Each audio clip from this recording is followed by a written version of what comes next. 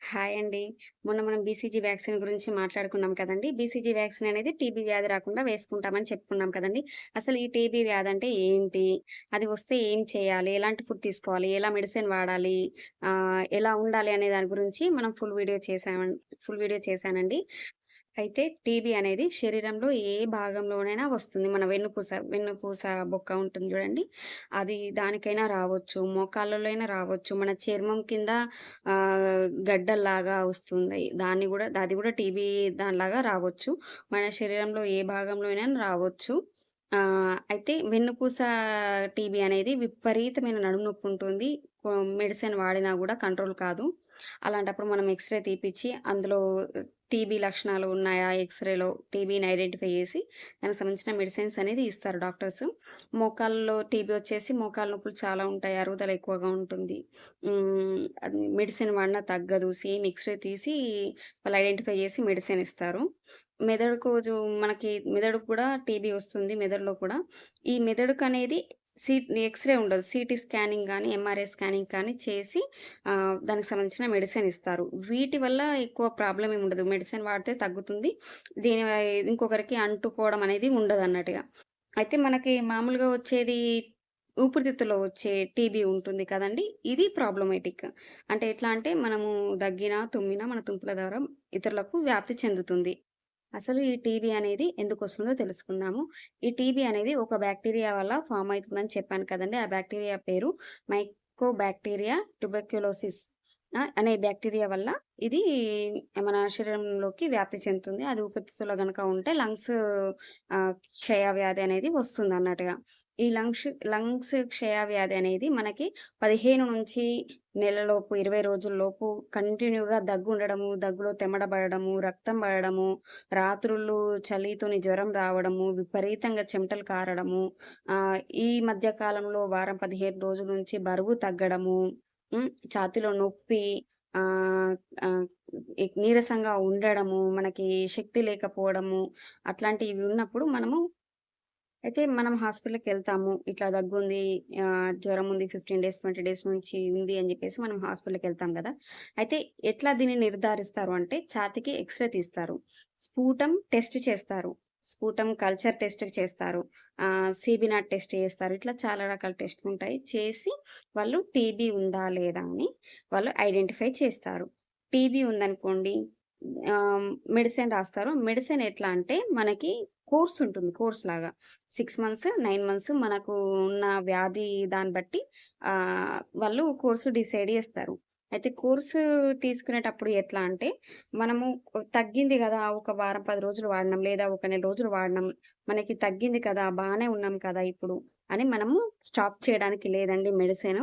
ఖచ్చితంగా 6 months doctor గారు చెప్పినట్టుగా 6 మంత్స్ ఆర్ 9 మంత్స్ ఖచ్చితంగా మెడిసిన్ వేసుకోవాలి. ఖచ్చితంగా వేసుకోవాలి. మస్ట్ అండ్ షుడ్ అండి. ఖచ్చితంగా వేసుకోవాలి మెడిసిను. మధ్యలో ఆపితే అది మళ్ళా ఖచ్చితంగా వస్తుంది.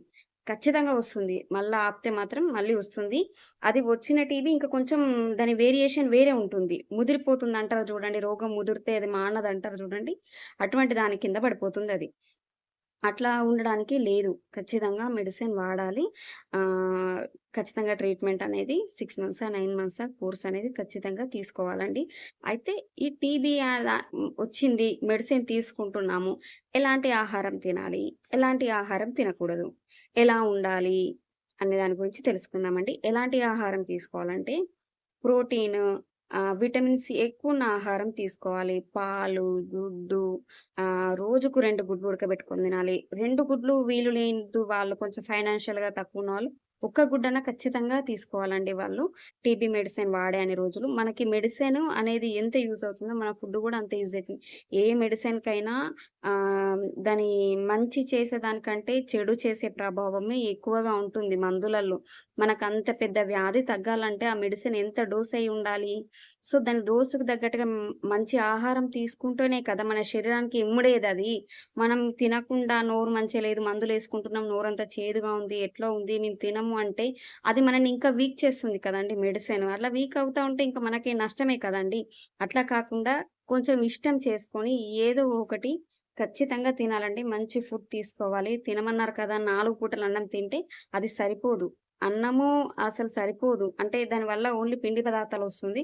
అన్నంతో పాటు మంచి ప్రోటీన్ కర్రీస్ పాలకూర కానీ, పచ్చకూర గానీ, హ్మ్. మంచిగా బాయిల్డ్ ఎగ్ గానీ, chicken, paneer curry, fish curry అట్లాంటివి మంచి ప్రోటీన్ ఉన్న ఫుడ్ తీసుకోవాలండి.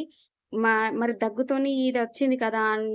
పాలు తాగొచ్చా అంటే తాగొచ్చండి. రోజుకు శుభ్రంగా పాలు తాగొచ్చు. ఒక పూట పాలు తాగండి, క్యారెట్స్ తినండి. ఫ్రూట్స్ మనకిప్పుడు కొంచెం వర్షాకాలం వస్తుంది గదా! సీతాఫలాలు దొరుకుతాయి, జామకాయలు దొరుకుతాయి. ఇండ్లల్లో పండించే పండ్లే. అట్లాంటివి తీసుకోవడం. మనకు బయటికెళ్ళి కొనుక్కునేంత స్తోమత లేని వాళ్ళు, స్తోమత ఉన్నవాళ్ళు హ్యాపీగా అన్ని ఫ్రూట్స్ తీసుకోవచ్చు. స్తోమత లేని వాళ్ళు ఇంట్లో పండించే పండ్లు, జామకాయలు గాని, ఊళ్ళలో అన్ని పండ్లు మన చెట్లకు ఎదురుంగానే ఉంటాయి గాబట్టి, అవి కూడా తినొచ్చు. దీనితోని దానికి సంబంధం లేదు. మనకి దగ్గు అనేది జనరల్ సీజన్‌తోనొచ్చింది కాదు కాబట్టి మన ఒంట్లో ఒక బాక్టీరియా చేరడం వల్ల వచ్చింది కాబట్టి, మనకి ఇమ్యూనిటీ మంచిగా అందాలి కాబట్టి, మనం మంచి ఫుడ్ తీసుకోవాలి. ఈ జామకాయ తినడం వల్ల దగ్గెక్కువవుతుంది, పాలు తాగడం వల్ల దగ్గెక్కువైతుంది. ఇట్లాంటి అపోహలు పెట్టుకోకండి. ఎంత మంచి ఫుడ్ తీసుకుంటే, అంత మంచిగా మందులనేటివి మన శరీరానికి ఇముడుతాయండి. మనం తినకుండా మెడిసిన్ వేసుకుంటే అవి ఇమడవు. సో, మంచి ఫుడ్ తీసుకోవాలి.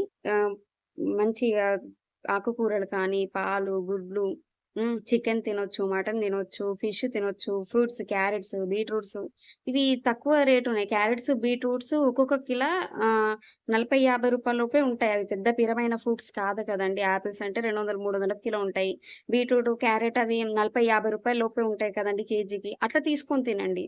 మన ఫైనాన్షియల్ దాన్ని బట్టి డిసైడ్ అవ్వచ్చు. సో, అట్లా తీసుకోండి. అటువంటి ఫుడ్ తీసుకోండి. చాలా మంచి ఫుడ్ తీసుకోండి. ఎంత మంచిగా తింటే అంత బెటర్. ఇప్పుడు ఫుడ్ ఏం తీసుకోవాలో తెలుసుకున్నాం కదండీ! ఏం తీసుకోకూడదు. సో, మగవాళ్ళైతే ఆల్కహాల్ బంద్ చేయండి. మందు తాగడము, బీడీలు, సిగరెట్లు తాగడము, తంబాకు బుక్కడము, గుట్కాలు, పాన్లు వేసుకోవడం అటువంటివి బంద్ చేయాలండి. ఇంకొకటి ఇంట్లో నూనెలో డీప్ ఫ్రై కర్రీస్ ఉంటాయి. ఆయిల్ ఎక్కువేసి ఆయిల్‌లోనే ఉడికించే కూరలు. అటువంటివి తినొద్దు. బయట ఫుడ్ మొత్తానికే తినొద్దు. బజ్జీలు ఇప్పుడు మనకి ఫెస్టివల్ సీజన్ గదండీ! మన అప్పాలు అటువంటియి కొంచెం బంద్ జేస్తే బెటరు. బయట ఫుడ్ మొత్తమే తినొద్దు.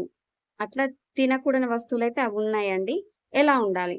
ఇంట్లో వచ్చేసి ఒక మనిషికి టీబీ వచ్చిందంటే వాళ్ళని సెపరేట్ పెట్టాల్సిన అవసరం లేదు. కానీ వాళ్ళు మన మధ్యలో ఉన్నా కూడా కొంచెం ముఖానికి కర్చీప్ అడ్డం పెట్టుకోవడము, దగ్గునప్పుడు, తుమ్మినప్పుడు కొంచెం కర్చీప్ అట్లా అడ్డం పెట్టుకొని తుమ్మడము, అట్లాంటియి చేస్తే సరిపోతుందండి. వాళ్ళు కొంచెం మనకి కొంచెం డిస్టెన్స్ సరిపోతుంది. అంతేకాని పెద్ద వాళ్ళని ఏదో వ్యాధిగ్రస్తుల్లాగా చూడాల్సిన అవసరం లేదు. వాళ్ళకంటూ సెపరేట్ గ్లాసు, ప్లేటు అట్లాంటివి పెడితే బెటరు.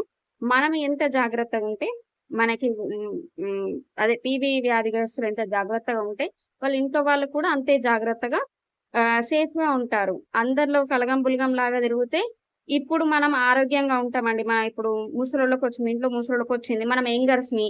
ఇప్పుడు మనకి ఇమ్యూనిటీ పవర్ ఎక్కువుంటుంది. మనం కొంచెం మంచిగా తింటాము. సో, మనకి రాదు. కానీ ఇంట్లో వాళ్ళకి ఒకరికొచ్చిందంటే ఆ టీబీ వైరస్ బాక్టీరియా అనేది మన దాంట్లో గూడా పోతుంది. మనం పీల్చుకోవడం వల్ల, వాళ్ళు తుమ్మినప్పుడు వాళ్ళ దగ్గర కూర్చోవడం వల్ల అట్లా తుంపిర్ల ద్వారానా లేకపోతే పీ వాళ్ళు తుమ్మినప్పుడు వచ్చే గాలి ద్వారా గూడా అది బయటికొస్తుంది గాబట్టి, అది ఇప్పుడు మనం యంగర్‌లో ఉన్నాం గాబట్టి, అది మంచిగా మనకేం ఎఫెక్ట్ చేయలేదు. బాక్టీరియా మన లోపటికెళ్ళిన తర్వాత. మనము గూడా ఓల్డ్ ఏజ్‌కొచ్చిన తర్వాత, మనకు గూడా ఇమ్యూనిటీ తగ్గిన తర్వాత, రోగనిరోధక శక్తి తగ్గిన తర్వాత మనకు గూడా రియాక్షన్స్ వచ్చే ఛాన్సెస్ ఉంటాయి ఖచ్చితంగా. సో, అందుకని ఎంత జాగ్రత్తగుంటే అంత మంచిదండి. అయితే ఇంకొకటేంటంటే ఇందులో, ఇప్పుడు మేము ఫీల్డ్ వర్కర్స్ ఉంటాం చూడండి. ఆశా వర్కర్ కానీ, ఏఎన్ఎంస్ కానీ, ఇది జనరల్‌గా ప్రతి నెల మీ ఇళ్ళలోకొస్తారండి. దగ్గుందా? సడుగుందా? జ్వరముందా? అని తెమడ గిట్ల ఏమన్నా వస్తుందా? అని చెప్పేసని వస్తారండి. అందరూ లేదు, లేదు అంటే ఇప్పుడెట్లా అంటే ఇప్పుడు ఆశా వర్కర్‌కి గానీ, అక్కడున్న ఏఎన్ఎం సిస్టర్‌కి గానీ చెప్తే వీళ్ళందరూ ఊరంతా ప్రచారం జేస్తారు. మమ్మల్ని ఊరంతా సెపరేట్‌గా చూస్తారు అనేది అపోహ పెట్టుకోకండి. ఎందుకంటే ఇప్పుడు మీరు ఒక్కరి ద్వారా ఒకరికి ఒక వ్యాధొచ్చిందంటే అది ఒక్కరితోనే ఎండ్ అవ్వాలి. దాన్ని ఇప్పుడు మీకు అది అవగాహన లేక, తెలవక ఆళ్ళింటికి, ఈళ్ళింటికి పోయినప్పుడు వాళ్ళతోని మాట్లాడుతా ఉంటే, మీ ద్వారా వాళ్ళకొచ్చే ఛాన్స్ గూడా ఉంటుంది కదండీ! సో, అందుకనే ఎందుకు జెప్తున్నా అంటే, ఇట్లాంటి సింప్టమ్స్ ఉన్నప్పుడు దయచేసి అక్కడ దగ్గరకి మీ ఇంటిదికే వస్తుంది. ఆశా వర్కర్ ఇంటికే వస్తుంది. ప్రతి ఇంటికి నెలకొక్కసారన్నా ఖచ్చితంగా వెళ్తుంది. అట్లా వెళ్ళినప్పుడు ఆళ్ళ ఆశా వర్కర్‌ల ఫోను నంబర్‌లు గూడా ఉంటాయండి. ఆళ్ళకి ఫోన్‌లు చేసి, "అమ్మ మాకు గిట్ల 15 రోజుల నుంచి దగ్గులేస్తుంది. మరి ఇట్లా తెంబొస్తుంది. ఒకసారి పరీక్ష చేయించమ్మా" అంటే ఆశా వర్కరే మీకు డబ్బా డబ్బా ఉంటది.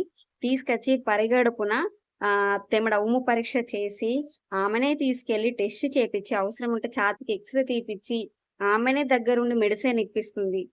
అంత మంచి అవకాశాన్ని వదిలేసి మీరందరూ మాకేదో వ్యాధుందని జెప్పేసని ఊకూకే అడుగుతుర్రు అని జెప్పేసని మాట్లాడతారు చాలామంది. నేను చాలా మందిని చూషినా. అది మీకోసమే గదండీ! ఇప్పుడు అట్లా మీకోసమే గదండీ! మీ ఇంటికి 10 సార్లు తిరిగితే ఆమెకేమొస్తుందండి? ఆమెకేం రాదు గదా! ఏదో నా వల్ల ఒక ఆశా వర్కర్ వల్ల ఆహ్, కొంచెం ఆమెకు ఈ యొక్క పాపులేషన్ ఇస్తారు. కొంతమంది జనాలిస్తారు గదా! ఒక ఆశా వర్కర్ ఆమెకు మంచి ఆమె వల్ల ఉన్న జనాలకి మంచి జరుగుతుందన్న ఒక ఉద్దేశం కొద్దే గదా! ఆమె మీ ఇండ్లలకొచ్చి మీకు జ్వరముందా? దగ్గులేసిందా? సర్దయిందా? అని జెప్పేసి అడిగేది అందుకోసమే గదండీ! కొంచెం ఆమెకు సపోర్ట్ జేసి, అమ్మ మరి మాకిట్లా అవుతుంది. మరి ఏంటిదిది? మాకు అవగాహన లేదు. మరి ఇన్ని రోజులైనా తగ్గట్లేదు దగ్గు. ఇన్ని రోజులైనా గూడా మాకు జ్వరం తగ్గట్లేదు. ఛాతీలో నొప్పొస్తుంది. ఈ మధ్య కాలంలో బరువు తగ్గినా, ఈ మధ్య కాలంలో నాకసలు చేతనవ్వట్లేదు అని జెప్పేసని ఆమెతోని ఒక నిమిషం మీరు మాట్లాడితే, ఆమె గనక మీకు పరీక్ష జేస్తే, ఒకవేళ టీబీ అని నిర్ధారణ అవుతే 6 నెలలు, లేకపోతే మీ వ్యాధికి తీవ్రతను బట్టి 9 నెలలు మెడిసిన్ వాడొచ్చు. ఈ మధ్య కాలంలో కొత్తగా అంటే మా సిరిసిల్లలో అయితే స్టార్ట్ అయిందండి. కొందరు మా పెద్దవాళ్ళు అంటే కొందరు కలెక్ట్ ఇప్పుడు కొత్తగా ఏం జేస్తుర్రంటే కలెక్టర్ ఆఫీస్ నుంచి కానీ, కలెక్టర్ కానీ డీఎంఎన్‌హెచ్‌ఓ ఆఫీస్ నుంచి గాని, కొన్ని ప్రైవేట్ హాస్పిటల్స్‌లో ఇంట్రెస్ట్ ఉన్న ప్రైవేట్ హాస్పిటల్స్ ఏం చేస్తుర్రంటే, ఈ టీబీ పేషెంట్‌ల గురించి ఎవరైతే మంచి ఆహారం తీసుకోలేని పరిస్థితిలో ఉన్నారో, ఇప్పుడు నేను చెప్పినట్టుగా గుడ్డు గాని, మంచిగా పప్పు, పాలకూర పప్పు, ఇట్లా మంచి పా బాదాము అట్లాంటివి తీసుకోలేని వాళ్ళున్నారు జూడండి మంచి ఫుడ్డు. వాళ్ళ కోసం వీళ్ళు ఫండ్ చేస్తున్నారు. అంటే వీళ్ళే సామాను కొనుక్కొచ్చి ఒక టీబీ పేషెంట్‌కి నెలకి ఒక ట్రే గుడ్లు. అట్లాగే కిల కందిపప్పు, కిల పెసరపప్పు అట్లాంటివి కొన్ని ఐటెమ్స్ వాళ్ళు సమకూర్చుకొని ఒక 1500 దాకా అవుతది వాటి ఖర్చు. అవి వాళ్ళు ఫండ్ చేస్తున్నారు టీబీ పేషెంట్స్ కోసం. చాలా మంచి విషయమండి. టీబీ పేషెంట్స్ అందరి తరపున చాలా చాలా థాంక్స్ అండి. డొనేట్ చేసిన వాళ్ళందరికీ. చాలా హ్యాపీగా అనిపిస్తుంది. ఎందుకంటే చాలామంది ఫుడ్ తినలేక వాళ్ళకి అంటే అంత ఫైనాన్షియల్‌గా డెవలప్ అయ్యి ఉండలేరు కదండీ! డైలీ ఎగ్స్ అంటే ఇప్పుడున్న కాలంలో రూ. 8కి ఒక గుడ్డయిందండి. తినలేరు కదా! వాళ్ళు ముసలోళ్ళు అంటే కొడుకులు, కోడళ్ళ మీద డిపెండ్ అయిన వాళ్ళుంటారు ఎక్కువ మంది. కొడుకు, కోడలు రోజుకొక గుడ్డు తింటా అంటే కొందరు యాక్సెప్ట్ చేయరు కదండీ! వాళ్ళకు ఇట్లా ఫుడ్ డొనేట్ చేస్తుర్రు. చాలా సంతోషమైన విషయమండి. ఆహ్, ఇట్లా జరుగుతుంది. గవర్నమెంట్ కూడా టీబీ కన్ఫర్మ్ అయిన తర్వాత వాళ్ళు మెడిసిన్ తీసుకున్న తర్వాత వాళ్ళ bank account, Aadhaar card details తీసుకుంటుందండి గవర్నమెంట్ హాస్పిటల్ వాళ్ళు. తీసుకొని వాళ్ళకి నెలకు రూ. 1000 ఇస్తారండి. అంటే వస్తుంది, వస్తుంది. ఇప్పటికి కూడా వస్తుంది. కొంచెం లేట్ అటు ఇటు అవుతుంది. వాళ్ళు ట్రీట్మెంట్ అయిపోయే లోపల ఖచ్చితంగా అవి అవుతాయి. Amount add అయితున్నాయండి.